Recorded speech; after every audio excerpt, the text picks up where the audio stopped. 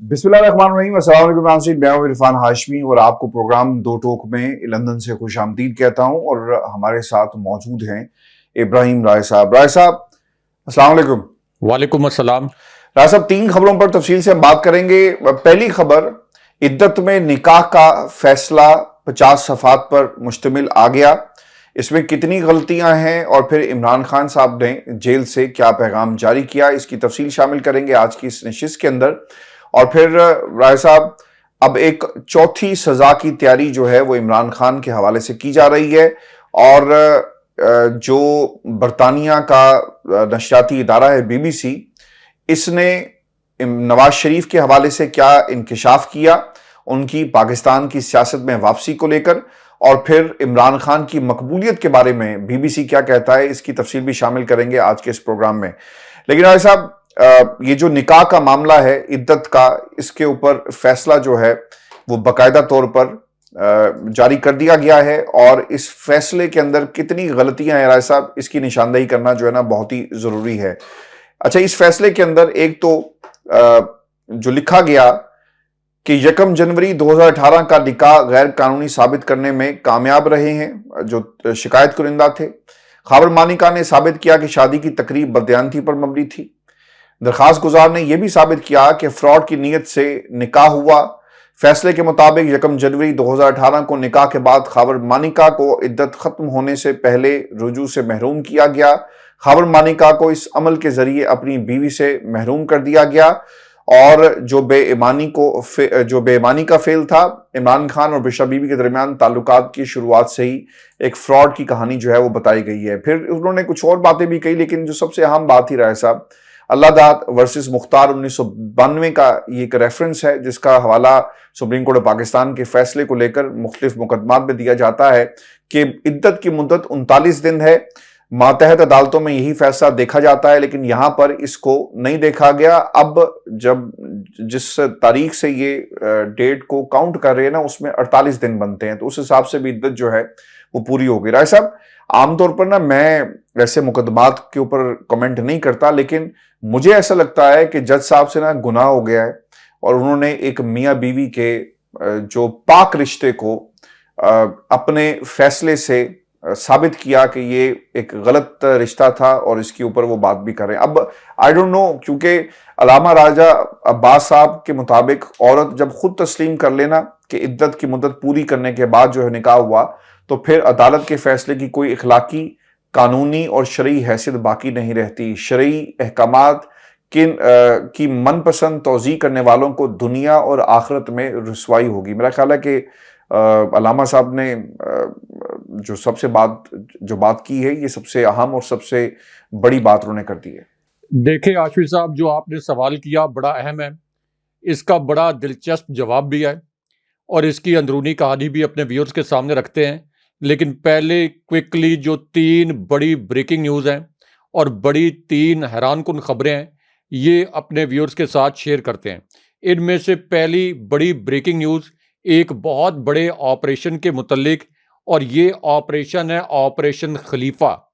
Operation खलीफा के मुतल्लिक अब एक बड़ी हैरानकुन किस्म की खबर आई है, क्योंकि इमरान खान साहब के खिलाफ जिस करैक्टर को लॉन्च किया गया, इसी करैक्टर के ज़रिए इमरान खान साहब के खिलाफ एक नाम नहाद और जाली इद्दत केस या निकाह केस बनवाया गया। लेकिन अब ये जो करैक्टर है, ये ऑपरेशन खलीफा में मुलव्विस पाया गया है और ये जो ऑपरेशन है इसका ताल्लुक 2 फौजी अफसरान से भी है। इसके मुतल्लिक जो कहानी सामने आई है पहली मर्तबा, ये अपने व्यूअर्स को बताते हैं। अब ये जो मुफ्ती सईद साहब हैं, जिन्होंने खान साहब का निकाह पढ़ाया था, जिनके मुतल्लिक ये समझा जाता है कि इन्हें इमरान खान साहब के खिलाफ लॉन्च किया गया, इनके मुतल्लिक अब ये पता चला है कि ये ऑपरेशन खलीफा करने वाली टीम का बाकायदा हिस्सा थे। इसी टीम ने मरहूम बेनज़ीर भुट्टो साहिबा की हुकूमत के खिलाफ जो 2 फौजी ऑफिसर थे उनके साथ हिस्सा लिया था, इन्हें गिरफ्तार भी किया था, यानी बीबी की हुकूमत गिराने के लिए। और उसके बाद जो मुफ्ती सईद हैं, ये ब्रिगेडियर मुस्तंसर और जनरल ज़हीरुल इस्लाम अब्बासी के खिलाफ ये वादा माफ गवाह भी बने। انہیں آرمی میں بلیک لسٹ بھی کر دیا گیا اور ان کے متعلق یہ پتہ چلا کہ یہ ایجوکیشن کور کا حصہ تھے. یعنی مفتی سعید کے متعلق اب یہ انکشاف ہوا ہے کہ ان کا جو بیک گراؤنڈ ہے، ان کا پس منظر کیا ہے، اور اس وجہ سے اب یہ کہا جا رہا ہے کہ عدت کیس میں بھی جن حلقوں نے انہیں لانچ کیا ان کے متعلق اب حقائق سامنے آ گئے ہیں. لیکن یہاں پر ہاشمی صاحب، ایک کرنل صاحب کے متعلق بھی ایک بڑی تکلیف دہ ویڈیو وائرل ہوئی ہے. پاکستان کے اندر جس طرح سے اس خوفناک، شرمناک اور فراڈ ریاست کے اندر، جب میں اس ریاست کے لیے شرمناک کے الفاظ استعمال کرتا ہوں تو میرے ویورز ناراض ہو جاتے ہیں، لیکن جنگلی معاشروں میں بھی اس طرح کی اندھیر نگری نہیں ہوتی جیسی کہ اس وقت ریاست پاکستان میں ہو رہی ہے. کیونکہ یہ جو کرنل صاحب ہیں، ان کی بھی ایک بڑی تکلیف دہ ویڈیو وائرل ہوئی ہے. یہ ویڈیو خانے وال سے آئی ہے. حلقہ ہے NA 145. اس حلقے سے PTI کے نامزد امیدوار تھے کرنل ریٹائرڈ عابد محمود شاہ. ان کو گرفتار کیا گیا. آپ یہ کہہ سکتے ہیں کہ ان کو اغوا کیا گیا اور اس کے بعد نامعلوم مقام پر منتقل کر دیا گیا. پھر وہاڑی سے بھی ایک بڑی تکلیف دہ خبر آئی ہے، کیونکہ وہاڑی سے PTI کے جو صوبائی اسمبلی کے امیدوار ہیں خالد نثار ڈوگر، ان کو بھی اغوا کر لیا گیا. اور اس کے بعد جو تحریک انصاف کے حوالے سے ایک اور تکلیف دہ ویڈیو جو کہ جسٹس فائد عیسیٰ صاحب سے بھی جڑی ہے، اس کے متعلق بھی میں مختصراً اپنے ویورز کو بتاتا ہوں، کیونکہ یہ ویڈیو آئی ہے NA 114 سے. یہاں پر نون لیگ کے جو نام نہاد ہیوی ویٹ تھے رانا تنویر حسین، ان کو یہاں پر شکست کا سامنا تھا. اب یہاں سے یعنی NA 114 سے تحریک انصاف کے امیدوار ارشد منڈا، ان کو بغیر وارنٹ کے اغوا کر لیا گیا. اور اس کے بعد ان کی ایک ننھی سی پری سی بیٹی ہے، اس کی بڑی تکلیف دہ ویڈیو وائرل ہے. اس کی آنکھوں میں آنسو ہیں. ہاتھ جوڑ کر وہ چیف جسٹس فائد عیسیٰ صاحب سے کہہ رہی ہے کہ آپ کے ہاتھ میں انصاف کا منصب ہے، آپ خدا کے لیے انصاف کریں اور میرے بابا کو رہائی دلوائیں. لیکن ہاشمی صاحب، یہاں پر ایک اعلیٰ ترین جنرل کے متعلق اور عمران خان صاحب کے متعلق جو ایک بڑی اور اہم خبر ہے، یہ بھی اپنے ویورز کے ساتھ شیئر کرتے ہیں. بشرا بی بی صاحبہ کے متعلق 3 انسائیڈ سٹوریز میں نے شیئر کی. لوگوں نے اس وقت یہ کامنٹ کیے کہ یہ خبر درست نہیں ہو سکتی اور یہ کسی ٹی وی چینل پر کیوں نہیں چل رہی. تو ٹی وی چینل پر چلنے والی خبر ہی اگر ہم نے بتانی ہے تو وہ صحافی نہیں ہوتا جو صرف ٹی وی چینل پر چلنے والی خبریں آپ تک پہنچا دے. آپ کے پاس ذرائع سے پہلے خبریں آ جاتی ہیں صحافیوں کے پاس، اور ان کی بعد میں تصدیق ہوتی ہے. اور ہماری ان تینوں خبروں کی خود بشرا بی بی صاحبہ اور عمران خان صاحب نے تصدیق بھی کی. لیکن اب ایک اور جو بہت اہم نوعیت کی خبر ایک اعلیٰ ترین جنرل اور عمران خان صاحب کے متعلق آئی ہے. یہ میں اپنے ویورز کو بتاتا ہوں، اور عمران خان صاحب کو کس نے کس مقام پر کیا میسج دیا، اس کی دلچسپ کہانی پہلی مرتبہ سامنے آئی ہے. یہ اپنے ویورز کے سامنے رکھتے ہیں. اب ایک تو جو صحافی موجود تھے اڈیالہ جیل کے اندر عمران خان صاحب کے ساتھ، بالکل انہوں نے وہاں پر کیا منظر دیکھا اور کیا کہانی بیان کی. عمران خان صاحب نے یہ الفاظ بولے کہ مجھے ایک بہت بڑی آفر کی گئی. اس آفر کی تفصیل بھی جو ذرائع سے آئی ہے وہ بھی بڑی دلچسپ ہے. اور بشرا بی بی صاحبہ کے متعلق یہ انکشاف ہوا کہ بنی گالا میں انہیں جس گھر کے اندر، یعنی بنی گالا جو عمران خان صاحب کا گھر ہے، اس گھر کے اندر ایک کمرے میں قید کر دیا گیا ہے. یہاں پر بڑی سفوکیشن ہے. بشرا بی بی صاحبہ نے جب شیشے کھولنے کی کوشش کی تو انہیں شیشے بھی کھولنے نہیں دیے گئے، اور اس کمرے کی بجلی کاٹ دی گئی ہے. یہاں پر اندھیرا ہے. یہ ایک چال چلی گئی کہ بشرا بی بی صاحبہ کو جب ہم بنی گالا میں رکھیں گے تو یہ تاثر دیں گے کہ کوئی ڈیل ہو گئی ہے. لیکن عملاً اڈیالہ جیل سے بھی بدترین حالت میں بشرا بی بی صاحبہ کو رکھا گیا ہے، اور بنی گالا کے اندر قانون نافذ کرنے والے اداروں کی ٹیمیں موجود ہیں. ایک کمرے کے اندر وہ مکمل طور پر محاصرے میں ہیں اس وقت بشرا بی بی صاحبہ. دوسرا، عمران خان صاحب کو جو ڈیل آفر ہوئی، یہ ایسا نہیں ہے کہ جب عمران خان صاحب جلسے کر رہے تھے اس وقت یہ آفر ہوئی. عمران خان صاحب جب جیل کے اندر موجود تھے اس وقت خان صاحب کو یہ آفر کی گئی، اور خان صاحب کو یہ کہا گیا کہ آپ اگر ہماری صرف ایک بات مان لیں، ایک شرط مان لیں، آپ کے تمام جو کیسز ہیں یہ ایک دن کے اندر ختم ہو جائیں گے. اور عمران خان صاحب کے سامنے شرط یہ رکھی گئی کہ آپ نے 3 سال خاموش رہنا ہے، 3 سال تک آپ نے اپنے نظریے کے متعلق بات نہیں کرنی، آپ کو ہم بنی گالہ منتقل کر دیں گے، تمام مقدمات میں آپ کو بری کر دیں گے۔ اس کے بعد عمران خان صاحب نے یہ انکشاف بھی کیا کہ اس پیغام سے اسٹیبلشمنٹ کی شرائط سامنے آ گئیں کہ باریاں باریاں کھیلیں، پہلے تم مزے لو پھر ہم مزے لیں گے۔ خان صاحب نے کہا کہ مستحکم جمہوریت کے بغیر کسی ملک کی معیشت اوپر نہیں جاتی، انٹرا پارٹی الیکشن ہمیں اس لیے ملتوی کرنے پڑ گئے کیونکہ ہمارے لوگ ابھی بھی روپوش ہیں۔ لیکن اس کے بعد عمران خان صاحب کے حوالے سے اور بشرا بی بی صاحبہ کے حوالے سے ایک اور اہم خبر جو ہے وہ اڈیالہ جیل سے آئی ہے، کیونکہ بشرا بی بی صاحبہ کو 6 گھنٹے تک جب بٹھایا گیا، اس کے بعد بڑے مسٹیریس حالات میں بشرا بی بی صاحبہ کو بنی گالہ لے جایا گیا۔ خان صاحب نے کہا کہ صاف اور شفاف الیکشن کے علاوہ کوئی ڈیل منظور نہیں، باری بعد میں دیں گے، پہلے تم اچھے بندے بن کر دکھاؤ۔ اس پر میں نے جواب دیا کہ قانون سب سے بڑا ہے۔ پھر خان صاحب نے بھی ہماری خبر کی تصدیق کر دی۔ خان صاحب نے کہا کہ بشرا بی بی صاحبہ کو بنی گالہ کے ایک کمرے تک محدود کر دیا گیا ہے، کمرے کا شیشہ بند کر کے اندھیرا کر دیا گیا ہے۔ ادھر سے تو بشرا بی بی صاحبہ جیل میں زیادہ اچھی حالت میں رہتی ہیں، لیکن اس کے بعد جو ایک بہت بڑی جعلسازی ہوئی ہاشمی صاحب، اس کے متعلق بھی بڑی اہم خبر ہے، یہ بھی کوئکلی اپنے ویورز کے ساتھ شیئر کرتے ہیں۔ یہ جو جعلسازی ہے یہ عمران خان صاحب کے حق میں جا سکتی ہے، عمران خان صاحب کو بری کرنے میں یہ جعلسازی جو ہے وہ خان صاحب کی مددگار ثابت ہو سکتی ہے، کیونکہ عمران خان صاحب کا جو سائفر کیس میں بیان تھا 342 کا، اس پر خان صاحب نے سگنیچر نہیں کیے تھے۔ جب سگنیچر ہی نہیں کیے تو اس کو فیصلے کے ساتھ کیسے نتھی کر دیا گیا، اس کو ایڈٹ کیا گیا، جعلی 342 کا بیان اس فیصلے کے ساتھ نتھی کر دیا گیا۔ اس لیے اب عمران خان صاحب نے ہماری اس خبر کی بھی تصدیق کر دی کہ اس کے ساتھ عمران خان صاحب کے سگنیچر نہیں تھے۔ خان صاحب نے 2 اور اہم ترین نکات بیان کیے۔ خان صاحب نے کہا کہ انتخابات کا نیا سسٹم نون لیگ اور الیکشن کمیشن نے ہیک کر لیا ہے، ساری جماعتیں تیار رہیں، انہوں نے پولنگ ایجنٹس کو اٹھانا ہے اور نتائج کا اعلان کر دینا ہے۔ لیکن اس کے بعد ایک جنرل کے متعلق اور بڑا اہم نوعیت کا واقعہ ہوا ہے اڈیالہ جیل کے اندر۔ ایک تو جو کرنل صاحب ہیں ان کے متعلق بھی ایک نیا واقعہ ہو گیا ہاشمی صاحب، بڑا دلچسپ واقعہ، کیونکہ عمران خان صاحب کے خلاف یہ جو نام نہاد نکاح کا کیس تھا، اس کی جب ہیرنگ 11.5 گھنٹے تک مسلسل جاری رہی تو خان صاحب اتنے کانفیڈنٹ ہیں اور ان کی باڈی لینگویج اتنی پازیٹیو ہے کہ وہاں جو سی سی ٹی وی کیمرہ لگا ہوا تھا، خان صاحب اس سی سی ٹی وی کیمرہ کے پاس گئے، انہوں نے اس کیمرے کی طرف دیکھ کے ہاتھ ہلایا اور خان صاحب نے یہ الفاظ بولے کہ کرنل صاحب اب بس کر دیں، میڈیا بھی تھک گیا، جج بھی تھک گئے، وکلا بھی تھک گئے، اس کیس کو کہیں آگے لے جائے گا، مجھے پتہ ہے کہ آپ نے میرے خلاف ہی فیصلہ کروانا ہے۔ لیکن یہاں پہ ہاشمی صاحب ایک جنرل کے سسر کے متعلق بھی جو بڑا اور اہم انکشاف ہوا ہے، یہ بھی کوئکلی اپنے ویورز کے ساتھ شیئر کرتے ہیں، کیونکہ یہ جو جنرل کے سسر ہیں ان کو اسلام آباد میں علیم خان صاحب کی جو ہاؤسنگ سوسائٹی ہے یہاں پر ایک محل نما گھر بھی دیا گیا۔